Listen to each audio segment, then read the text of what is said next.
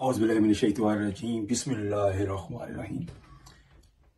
आजकल जो इशू चल रहा है मैं दोबारा उसी के ऊपर बात करूंगा, क्योंकि ये जो आग लगाई हुई है हमारे अपनों में, ये बुझने का नाम ही नहीं ले रही। मैं ये नहीं कहता कि सारे ही इस कश्ती के शिकार हैं। पांचों उंगलियां जो है ना एक जैसी नहीं, इसमें बहुत सारे अच्छे इंसान भी हैं और कुछ ऐसा तबका है जो इंतशार पैदा कर रहा है। मैं यहां पर एक बात करना चाहती हूं कि जब आप चांद पर थूकेंगे तो थूक आपके ऊपर ही गिरेगा। देखिए, इसमें औरतें भी और मर्द भी शामिल हैं, दीनदार भी हैं, दुनियादार भी हैं। आज काफी वीडियो मेरी नजर से गुजरी जिसमें हेडलाइन जो थी वीडियो की, ऐसी ऐसी हेडलाइन थी कि इंसान मजबूर हो जाता है उनके चैनल को क्लिक करने के लिए। मेरा ये ज़मीर गवारा नहीं करता या दिल मेरा मानता ही नहीं कि कोई आलिम दीन हो या मुफ्ती हो या आलम हो जिसने 8-10 साल अल्लाह के दीन की तालीम ली हो या रसूल पाक की शरीयत की तालीम ली हो, वो उसकी जुबान से ये अल्फाज निकले।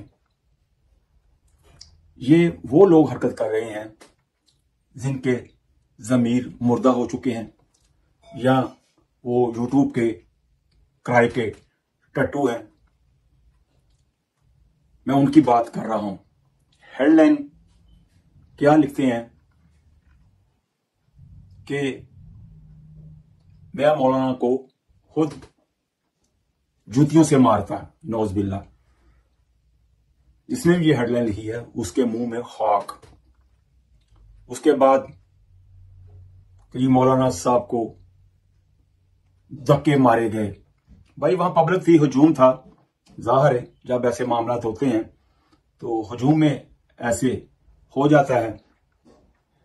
उसके बाद एक और ऑडियो मैंने सुनी, ये कोई किसी मरकज का आदमी लग रहा था कि मौलाना तो आस्तीन के सांप हैं, आस्तीन के सांप निकले, नौज़बिल्लाह। अल्लाह पाक तेरे मुंह में भी खाक डाले। फिर आगे चले, एक दूसरा दीनदार आदमी कह रहा है कि आपने मौलाना की कम बिस्ती की है, आप ज्यादा बिस्ती करते, नौज़बिल्लाह तेरे मुंह में भी खाक। इतना बड़ा आलिम दीन होकर और 8-9 साल लिस्से के अंदर बैठकर दीन की तालीम ली और आपको अदब का ही नहीं पता। आप अपने इखलाक से ही गिर गए। आप तो सब मौलाना के पीछे ऐसे पड़ गए हैं जैसे उन्होंने आपकी बकरी चोरी कर ली है, आपके घर के अंदर डाका डाल लिया है। यार मदरसे से बाहर आपको कोई आदमी जानता नहीं और हमारे किसी बच्चे की इज्जत आपके मदरसे के अंदर महफूज नहीं। तारीख उठा के देख लें, आप बातें बड़ी बड़ी कर रहे हैं। ये आपके अंदर एक इना है, एक जेलसी है। अल्लाह पाक ने एक इंसान को इतनी इज्जत दी है। मौलाना तारिक जमील साहब अल्लाह के खलीफा हैं और नबी के नायब हैं। अल्लाह पाक ने दीन के लिए उनको चुना है। मैं मौलाना को आज का नहीं जानता, बहुत पहले से मैं जानता हूं उनको। तकरीबन 36 ईयर से मेरे उनके साथ रूहानी तल्लुकात हैं।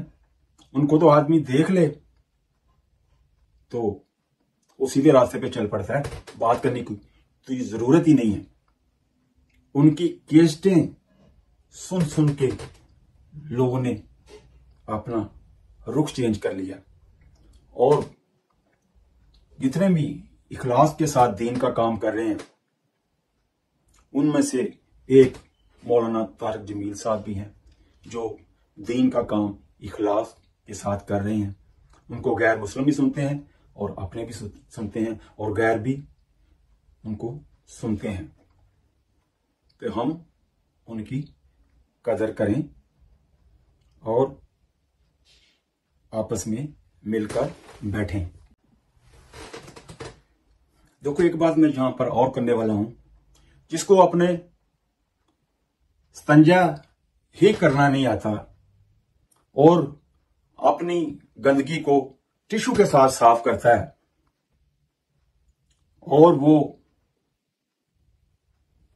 दीन की अल्लाह बे भी नहीं जानता, वो भी मौलाना के खिलाफ बात कर रहा है, वीडियो बनाकर डाउनलोड कर रहा है। मैं इधर आपको अदब की बात बताता हूं। मुझे बात याद आ गई। आज से तकरीबन ये 35 साल पुरानी बात है। मैं चिल्ले में चल रहा था 93 में टोरंटो के अंदर। वहां हमारी एक बुजुर्गों से मुलाकात हुई जो निजामुद्दीन इंडिया से आए हुए थे। तो हमने देखा कि गुथली के अंदर उन्होंने एक मिट्टी का डेला रखा हुआ था। तो हमने उनसे पूछा, बुजुर्गों ये आपने क्यों रखा हुआ है? यहां तो हर चीज मिल जाती है, टिश्यू भी मिल जाता है सफाई के लिए, पानी, सारा कुछ। तो उसका बात करने का और उस बात के अंदर जो अदब था वो मैं आपको बताने लगा हूं। उसने कहा कि अगर मैं कागज के साथ अपनी गंदगी साफ करूंगा तो इसी कागज के ऊपर कुरान पाक को लिखा गया है। इसको कहते हैं अदब। और इंडिया से डेला गुथली में डाल के लेके आया। आप बात करते हैं बगैर सोचे समझे, आप उठ के बात करते हैं। सबसे पहले अदब सीखें और सबसे पहले जो है अपने आप को चेंज करें, किसी दूसरे को चेंज करने की कोशिश ना करें। जब आप खुद चेंज हो जाएंगे दूसरा खुद ब खुद ही चेंज हो जाएगा। देखिए, हम इस्लाम के झंडे के नीचे सब एक हैं। जब हमने कलमा पढ़ लिया ला इलाहा इल्लल्लाह मुहम्मद रसूलुल्लाह, तो हम सब एक हो गए। हमने सबको साथ लेके चलना है। जनाब रसूल पाक सल्लल्लाहु अलैहि वसल्लम हमें फिरकों में बांट कर नहीं गए, एक उम्मत हमें बनाकर गए। और जनाब रसूल पाक सल्लल्लाहु अलैहि वसल्लम को रहमतुल आलमीन बनाकर भेजा और अपनी उम्मत को खैर की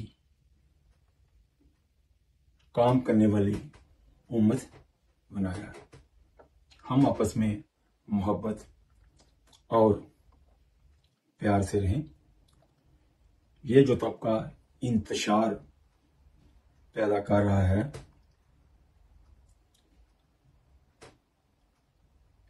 इनकी तरफ तवज्जो नहीं दें। जो सही है वो कहें, जो गलत है उसको गलत कहें। अल्लाह ने आपको समझ बूझ दी हुई है। जो इस वक्त हालात चल रहे हैं, जो सूरत लाहब जो है मक्की सूरतों में से है। जब अबू लाहब ने आप सल्लल्लाहु अलैहि वसल्लम को सताया तो ये सूरत अल्लाह पाक ने उतारी। उसकी जो पहली आयत है उसका मैं तर्जुमा करूंगा, क्योंकि कोई मैं आलम हाफिज तो है नहीं कि कोई मिस्टेक ना मुझसे हो जाए, फिर आप मेरे ऊपर कोई फतवा लगा देंगे। तो उसका थोड़ा सा मैं तर्जुमा भी करूंगा। तो मैं समझूंगा ये जो मक्की सूरत उस वक्त उतरी थी, आज जो लोग इंतशार पैदा कर रहे हैं, मौलाना को धक्का दे रहे हैं, ये सूरत इस वक्त उनके ऊपर लागू होती है। अब मैं उसकी पहली आयत पढ़ूंगा तो उसका साथ थोड़ा सा तर्जुमा करूंगा। आप खुद ही समझ जाएंगे कि हम क्या कर रहे हैं। औज़ु बिल्लाहि मिनश शैतानिर रजीम, बिस्मिल्लाहिर रहमानिर रहीम। तब्बत यदा अबी लहबिन व तब। इस आयत का तर्जुमा या मफहूम ये है, तबाह हो जाएं अबू लहब के दोनों हाथ। देखें, ये जो मैंने सूरत पढ़ी है इसकी पहली आयत और उसका मैंने मफहूम बयान किया है तर्जुमे का। ये मैं नहीं कहता कि मौलाना तारिक जमील साहब जो हैं कोई नबी हैं या रसूल हैं, पर मैं ये जरूर कहूंगा कि ये सूरत उस वक्त हमारे नबी के साथ जो सलूक किया गया उस वक्त अल्लाह पाक ने ये सूरत उतारी। और मौलाना तारिक जमील साहब जो हैं अल्लाह के खलीफा हैं और नबी के नायब हैं और उम्मते सल्लल्लाहु अलैहि वसल्लम के उम्मती हैं, और उनको जो धक्के मारे गए हैं उस हिसाब से ये उन लोगों के ऊपर लागू होती है एक उम्मती की हैसियत से। देखो, कोई भी जो है ना जोड़ की बात नहीं करता। आप जितनी भी वीडियो चल रही हैं दीनदार की, दुनियादार की, कहीं भी आपको जोड़ नजर नहीं आ रहा, तोड़ नजर आ रहा है। एक ही तरफ उंगली उठ रही है, एक ही तरफ। कोई भी हाथ उठा के दुआ नहीं कर रहा कि या अल्लाह इस फितने को दूर कर दे। यहां पे एक मुझे बहुत ही प्यारी हदीस याद आ गई, हमने अपने बुजुर्गों से सुनी है, उसका मैं मफहूम बयान करने लगा हूं। जनाब रसूल पाक सल्लल्लाहु अलैहि वसल्लम घर तशरीफ लाए, आपकी रहमत बड़ी जोश में थी। आपने कहा आयशा रजी अल्लाह ताला अन्हा से, अपनी बीवी से, कि आयशा मांगो, आज क्या मांगती हो। तो आयशा रजी अल्लाह ताला अन्हा ने जनाब रसूल पाक सल्लल्लाहु अलैहि वसल्लम से कहा कि अगर आप मुझे इजाजत दें तो मैं अपने अबू से मशवरा कर लूं। आपने क्या कर लो।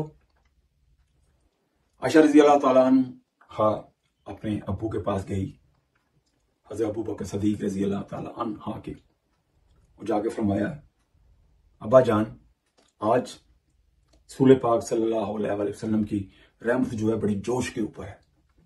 तो उन्होंने कहा, आयशा आज मांग तू जो भी मांगती है। हज़रत अबू बकर सदीक रजी अल्लाह ताला अन्हु ने कहा, बेटी तू जाके जनाब रसूल पाक सल्लल्लाहु अलैहि वसल्लम को कहो कि जब आप मुराज पर गए और अल्लाह के साथ रियाज और न्याज की जो बातें हुई उनमें से एक बात हमें बता दे। आयशा रजी अल्लाह ताला अन्हा वापस तशरीफ लाई। जनाब रसूल पाक सल्लल्लाहु अलैहि वसल्लम का फिर वही सवाल था।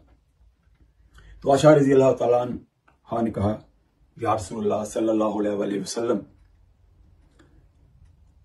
कि मेरे अबू फरमाते हैं कि जब आप मुराज पर गए तो अल्लाह के साथ राज और न्याज की जो बातें हुई उनमें से एक बात आप हमें बता दें। जनाब रसूल पाक सल्लल्लाहु अलैहि वसल्लम ने फरमाया, आयशा राज न्याज की बातें बताई तो नहीं जाती, पर मैंने तेरे से वादा कर लिया था, तो मैं उनमें से एक बात आपको बताता हूं कि मेरे अल्लाह ने कहा, है मेरे हबीब, अगर तेरी उम्मत में से कोई भी टूटे हुए को जोड़ देगा तो मैं बगैर हिसाब किताब उसे जन्नत में दाखिल कर दूंगा। आयशा रजी अल्लाह ताला वापस अबू बकर सिद्दीक रजी अल्लाह ताला अन्हु के पास गई, जाके बताया तो आपने रोना शुरू कर दिया। अबू बकर सिद्दीक रजी अल्लाह ताला अन्हु ने, आयशा रजी अल्लाह ताला अन्हा ने कहा, अब्बा जान, ये तो खुशी की बात है। उसने कहा, मेरी बेटी, है तो खुशी की बात, जो किसी का दिल तोड़ेगा अल्लाह पाक उसके साथ क्या मामला करेंगे, मैं इसलिए रो रहा हूं।